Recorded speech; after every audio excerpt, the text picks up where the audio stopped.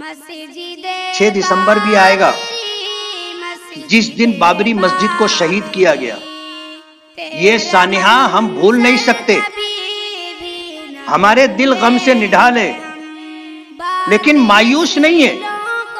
ہم مایوس نہیں ہیں.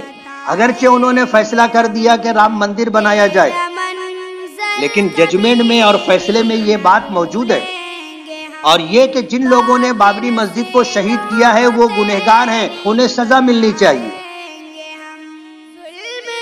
اب جب یہ چیز فیصلے میں موجود ہے، آنے والا زمانہ انشاءاللہ بابری مسجد کی اثر نو تعمیر کا موقع فراہم کرے گا.